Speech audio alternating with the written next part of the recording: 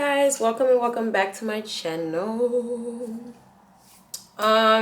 Today's topic, we're gonna get straight into it. My voice sounds a bit off, but that was because I've been sick, so not to worry. I'll be back next week, hopefully.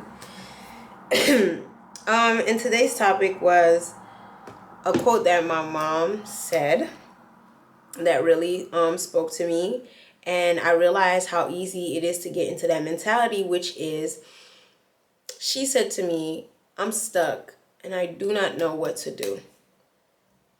And I remember when she said that to me, I kept thinking, you're not stuck, you just don't really want to get out. And I know that sounds like I'm undermining the problem at hand. Obviously there's context to why I was thinking that, but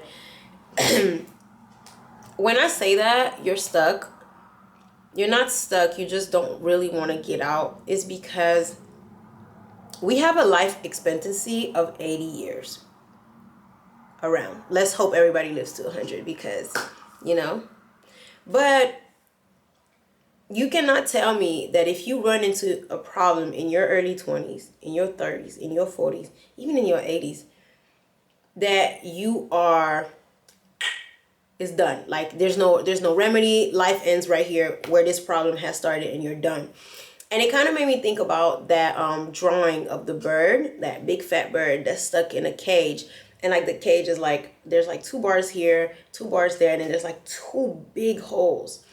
And it's like, that's what that sounded like to me.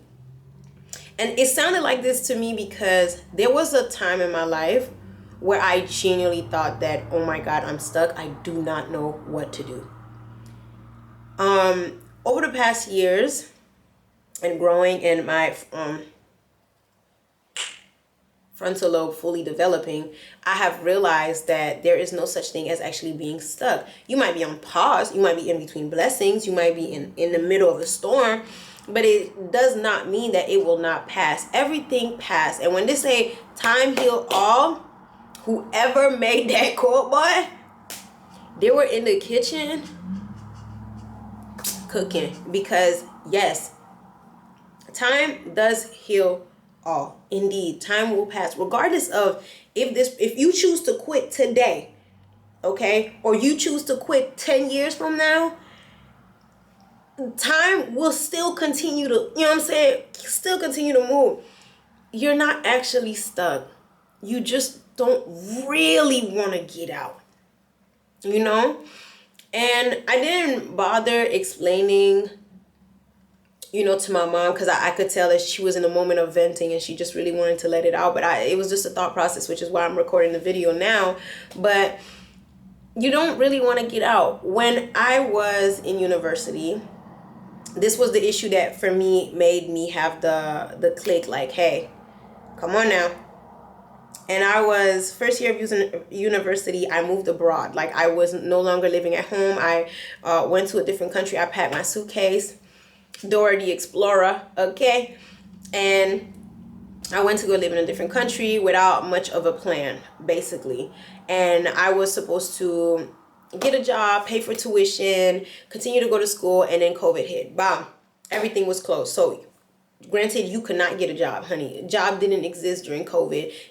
You could beg if you want, but it was no jobs. So I continue to go to school online. Obviously, I'm the one responsible for paying my tuition and my rent at the time, because again, I'm living abroad now. I have all of these fees that are falling on my back, and then my financial aid had finally stopped coming in from my originated country because they fucked up my paperwork and they lied, and they said that I couldn't be continued to be like, it was just a whole ordeal, which whatever, first year. And I remember I was going through a seasonal depression. Like I moved abroad to a country that was like a lot darker. It didn't have a lot of sun, everything was just a big fat switch. And I came from living in a house where we were a full house, and then we slowly decreased, and I was living with my little brothers all the time. I always had siblings around me, and I had my mom and I had my dad and and I go from that to completely living alone.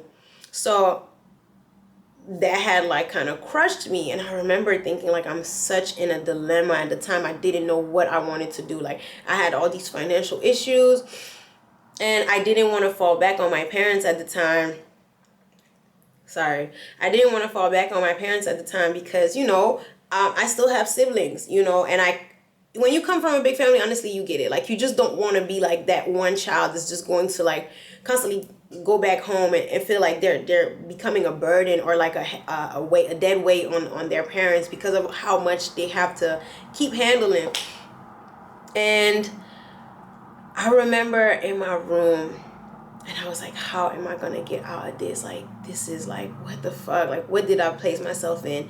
And I don't know what overcame me. And I was like, man, ain't nobody finna save you, girl. Like, you gotta come up with a solution today. And we gotta fix this today. Hence, I run through a plan in my head. I call my brother up, and I'm my older brother, and I call him, I run it through him. And he goes, hey, man, like, do what you feel like is necessary in order to get yourself situated. Like, you know what I'm saying? Like, do that then. I call my dad. I tell him, listen, I'm going to break my lease here abroad. I'm going to come back for the year. I'm going to put in as much money as I can right now. I'm going to find a job while I'm living back at home, because at that point, I was already being miserable abroad. There was no point of me, like, you know what I'm saying, staying abroad and then trying to thug it out and trying to handle extra costs like rent and groceries and tuition. And it's like I had to pick between rent or tuition, like rent or school. So I spoke to the people in school. I was like, listen, can I please just do my classes online, finish my year online, and then I'll break my lease. Broke my lease. I explained to the landlord. Shout out to them, by the way. They were very lenient because they could have fucked me over big time. But it's okay. They made me pay like the 2 last month because that's what happens when you break a lease. And I didn't have to pay for the rest of the year. And then I went back home. I went back home, finished my year online. I was still attending classes, but just from home and stuff and whatever. And I got a job. I got a job at a supermarket for like 8 months. And I was just racking up. At the end of the 8 months, when like the second school year was about to start, I found an apartment. I fly back abroad. I fly back abroad with all my stuff, move back in, and I just restarted it. And it's like, it happened again later down the line after I graduated, and I had the opportunity, like, oh my God, am I gonna do it again? Do I go back, reset, or do I hustle, find a job? You're never really stuck, but your mind will make you think that you are like, this is the end all be all. Like, what are we gonna do? In moments like this, the best thing you could do is take a step back. But that's the thing, is that when you are in an element of being stuck, you're so into the problem that you're counting the steps that it took to get here, instead of you going, okay, let's take a step back because clearly this is a dead end. Let's go back and let's see where we went wrong. You already are dreading the fact that you made all this long course all the way up to the center of the dilemma. And now you're like, oh my God, what am I going to do? What am I going to do? What am I going to do? Sometime all you need to do is take a step back. That's the first step. Take a drastic step back. And then look at the problem like this. Don't do this. Because when you do this, you're letting emotion guide you. You're letting your anxiety guide you. You're letting doubt guide you. You no longer are thinking clearly. All your critical thinking skills are out because they're here. Your critical thinking skills are here. This is when you see the whole big picture. Okay, so how am I going to get to point A to point B? But if you like this, you just seeing one part of the map. You're like, man, this is only a one-way street. How am I going to ever get out of this? Like, this is too late. Like, I'm fucked. And a lot of people stay stuck in that mentality. And usually you see people like that around your circle or around you all the time. It could be your coworkers, it could be your classmates, it could be your teachers, every time. And usually I call those people victim mindset, because they'll eventually become that. Like, not in the moment where all of this is happening, afterwards, when years has gone down the line and the problem has minimized because time has continued to move forward. And then they just keep going back to the problem, like, back in the day, nobody really helped me, and da da da da, and I could have been da da da da, and da da da. Hello? Like, you decided to stop. Who told you to stop? Who told you to stop? But you just halted. You were like, okay, like, I don't want to keep doing this. Like, I'm done. Boom. And those people are the one that start, having this like victim mentality, and they just keep blaming other people for what they couldn't do for themselves.